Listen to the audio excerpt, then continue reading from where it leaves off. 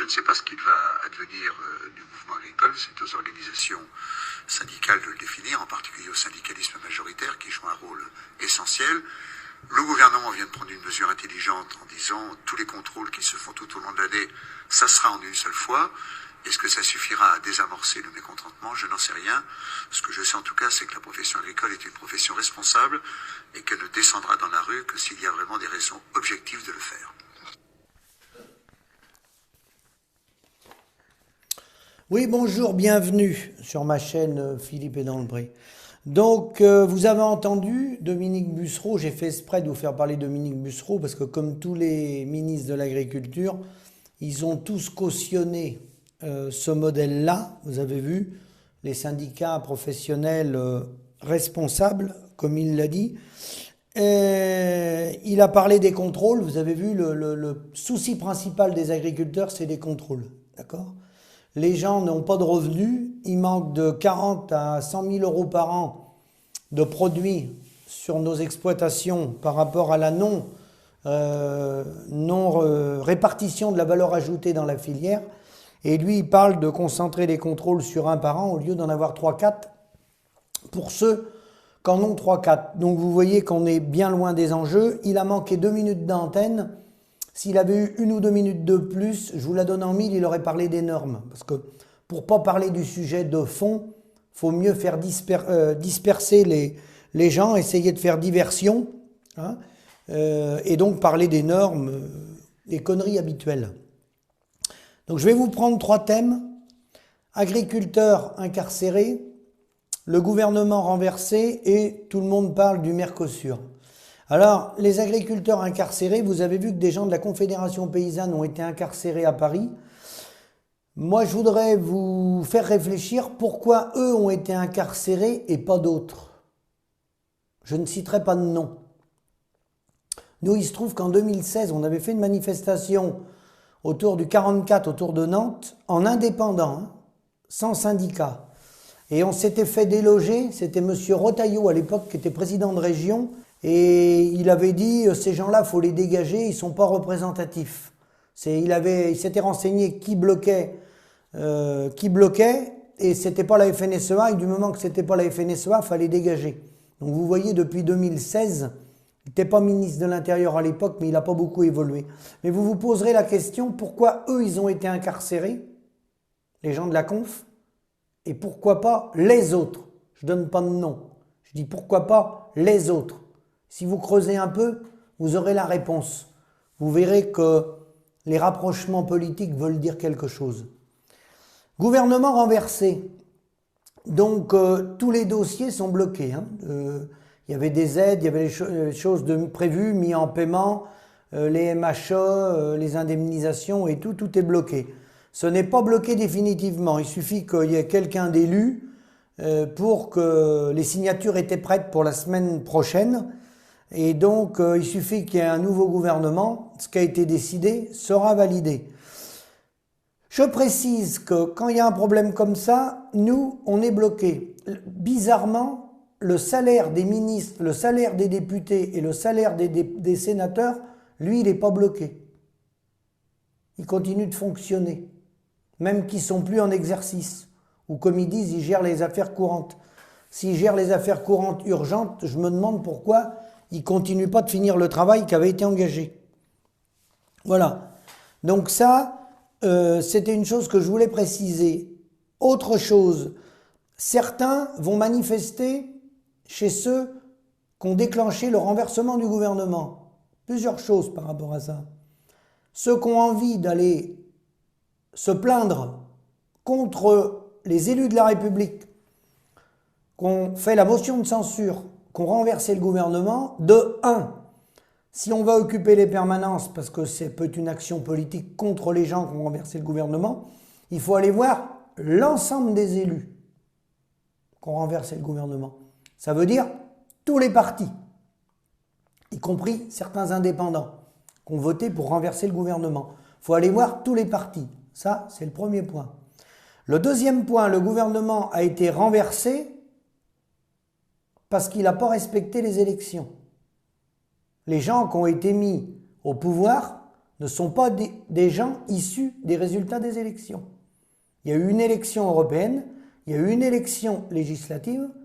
Les deux élections ont été bafouées. Donc je m'arrêterai là. S'ils ont été renversés, c'est peut-être aussi qu'ils l'ont cherché.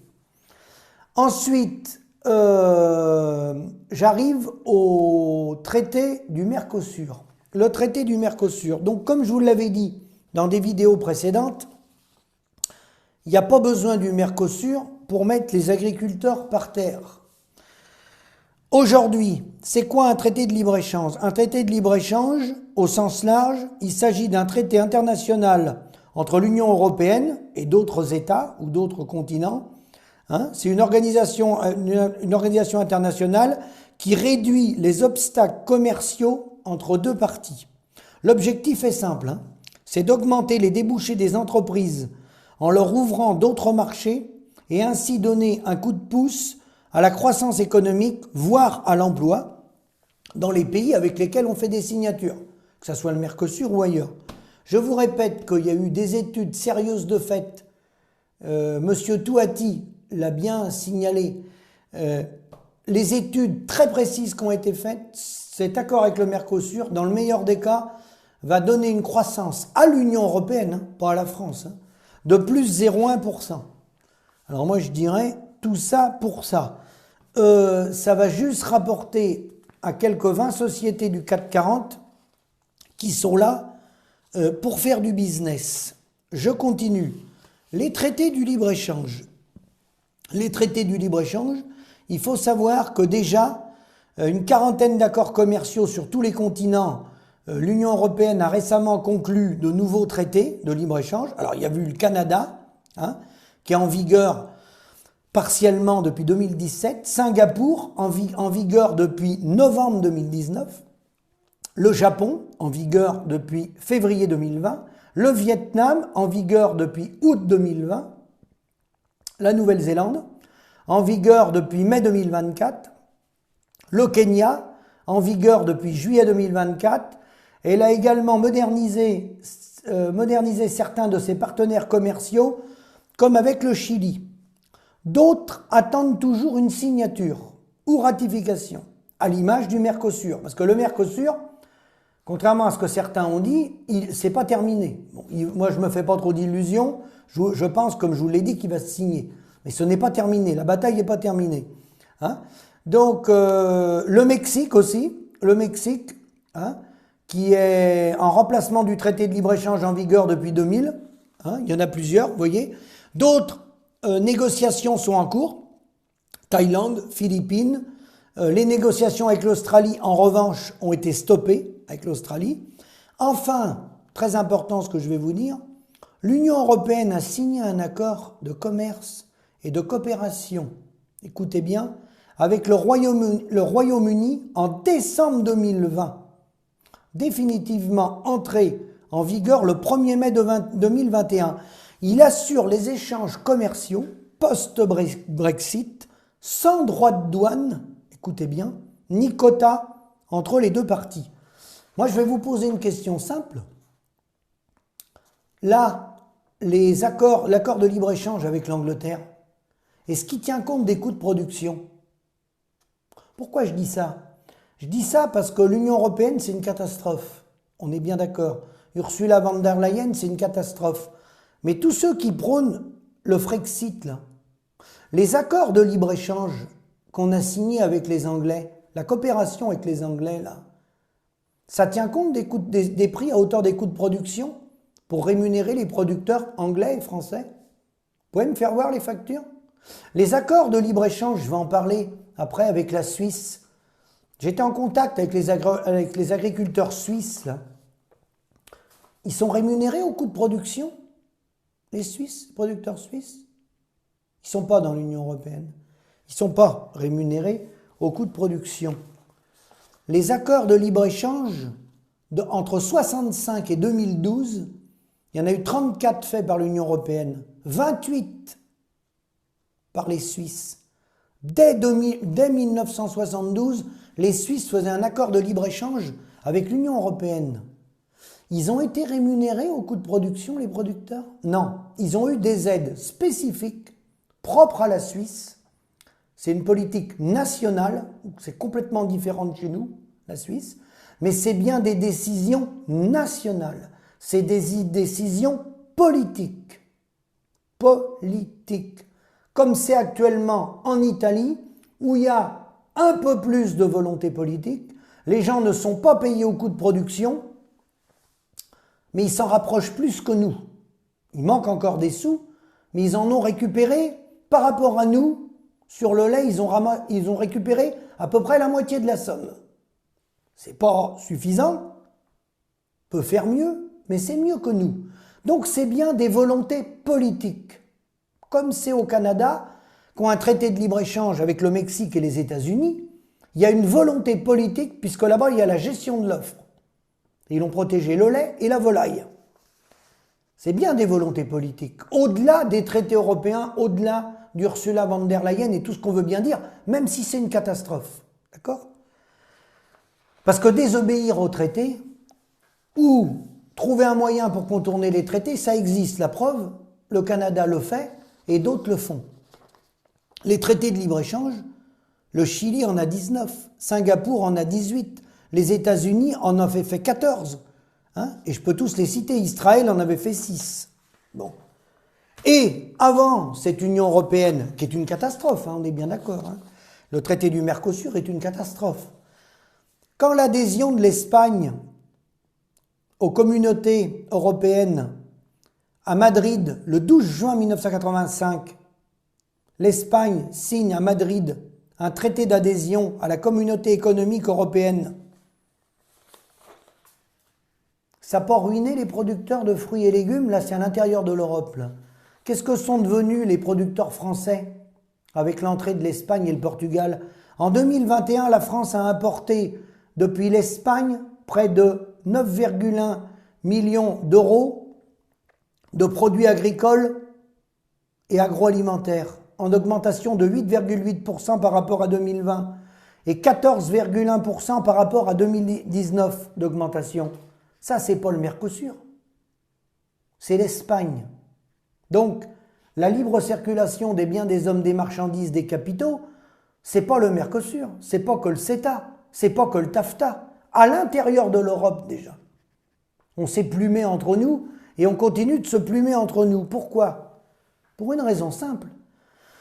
C'est qu'on ne fera rien tant qu'on n'aura pas des prix à hauteur des coûts de production avec une gestion des volumes. Et ça, c'est des volontés politiques nationales. Point barre. C'est des volontés politiques nationales. Après, des outils, il y en a plein. Il y en a qui utilisent des leviers comme le protectionnisme, comme les Chinois, comme les Américains, comme les Japonais avec le riz. Il y a la formule qui est beaucoup plus adaptée, qui est la charte de La Havane, qui est la coopération entre les États, qu'on peut faire, et on pourrait même avoir une unité de compte, une monnaie, pour faire les échanges, hein, basée par exemple sur une crypto-monnaie, hein, qui se détacherait de l'euro, hein, et qui éviterait le problème des monnaies. On a tous les outils pour travailler. C'est simplement une volonté politique qui n'est pas là. Alors, certains vont dire, oui, mais on est dans l'Union européenne, on est attaché par les traités. C'est pas faux. C'est pas faux. Mais on est attaché si on le veut bien. Tout ça, c'est des décisions politiques. Pourquoi? La France a le droit au droit de veto. Ce vote-là, même qu'il est à la majorité qualifiée, pourquoi le chef d'État ou les chefs d'État qui ne sont pas d'accord, ils ne prennent pas l'exemple de Chypre? Chypre qui avait bloqué la Commission européenne, parce que sur un vote, il fallait le vote à l'unanimité. Et ils ont bloqué la mécanique européenne. Nous, s'ils passent en force avec le Mercosur, eh ben, ils passent en force. Et M. Macron, il peut dire le prochain coup qu'il y aura besoin d'un vote à l'unanimité, parce que dans certains domaines, il faut le vote à l'unanimité. Et là, n'importe quel État membre peut bloquer. Pourquoi il ne met pas son droit de veto pour le prochain vote qui va venir à l'unanimité? Parce qu'il y en aura, c'est obligé. De plus, la France n'a pas de poids. En quel honneur elle n'aurait pas de poids? L'Allemagne détient 18% des fonds de la BCE, de la Banque Centrale Européenne. Et nous, on en tient 16%, 2% de moins qu'eux. Et on n'a pas de puissance avec 16% des fonds de la BCE. On n'a rien à dire. Et que peut-on dire quand on dit que c'est le libre-échange, la libre circulation des biens, des hommes, des marchandises et des capitaux, et que ça fait partie de la concurrence? Les entreprises sont libres, on doit respecter les règles de la concurrence, on doit laisser les entreprises se vendre, se racheter à travers le monde, ça fait partie du libre-échange. On ne peut pas revenir dans une économie avec des murs. Monter des frontières, on n'a jamais parlé de monter des frontières, on parle de faire des échanges, pas sur la base du libre-échange, mais sur de la coopération entre les États, en respectant l'environnement, les conditions sociales des travailleurs et la rémunération des travailleurs dans les pays. Quand Berlin a bloqué le rachat d'une entreprise militaire allemande par la Chine, alors que l'entreprise de haute technologie allemande IMST allait passer aux mains chinoises, la chancelière allemande Angela Merkel a empêché le déroulement de l'opération pour des raisons d'ordre de sécurité publique. Elle était hors libre-échange. On a le droit de racheter une entreprise d'un pays à l'autre. Pourquoi elle a bloqué la mécanique, là? Et la nourriture? Sans nourriture, personne ne peut la piloter, là. L'usine de pointe allemande, personne ne peut les faire marcher, les ordinateurs. La nourriture, l'agriculture, l'arme alimentaire, c'est pas important. C'est pas des décisions politiques. C'est bien des choix politiques. La réalité, c'est qu'on est en train de vendre l'agriculture française et européenne. On est en train de la brader. C'est ça la réalité. Et tous ces accords de libre-échange, celui-là comme les autres, c'est pour faciliter le remplacement des paysans français, italiens, belges, etc. C'est pour faciliter. C'est pour enlever les droits de douane.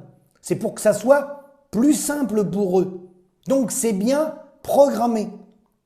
Mais ne perdez jamais de vue une chose.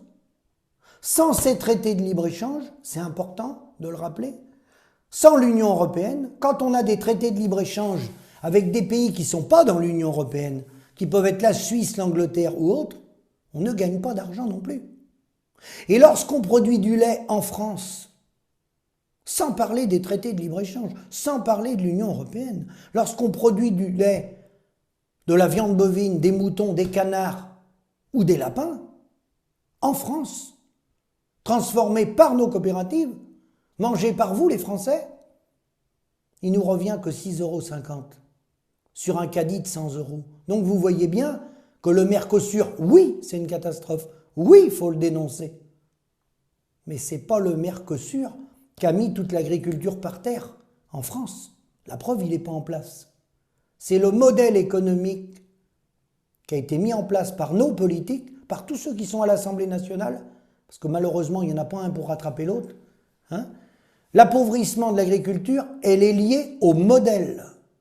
Et si on ne revoit pas le modèle, j'ai bien dit le modèle, que vous restez avec vos 6,50 €, Mercosur ou pas Mercosur, tout le monde va passer à la casserole. C'est la répartition de la marge. C'est tellement vrai ce que je vous dis qu'il y a eu un bel exemple cette semaine. Il y a eu un abattoir, il y a eu un marché dans le 65 où Bigard a décidé de ne pas envoyer ses acheteurs. Et les gars sont revenus avec les animaux, ils ne pouvaient plus les vendre. Il a vu des manifestations agricoles, je crois de la coordination rurale et d'autres. Et il a dit, moi j'envoie pas mes acheteurs. Et là, il n'y avait plus de marché. Lui, il a sifflé la fin de la récréation. C'est nos acheteurs qui pillent la paysannerie.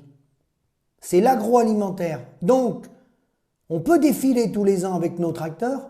Si on ne revient pas sur la répartition de la valeur ajoutée et qu'on ne demande pas des comptes à l'industrie agroalimentaire qui répond à des prix à hauteur des coûts de production, avec toujours gestion des volumes, ça va de soi, ça veut bien dire reprendre la facture. Ce n'est pas la peine d'aller faire des discours si on n'est pas capable de reprendre la facture. Je vous remercie, à bientôt.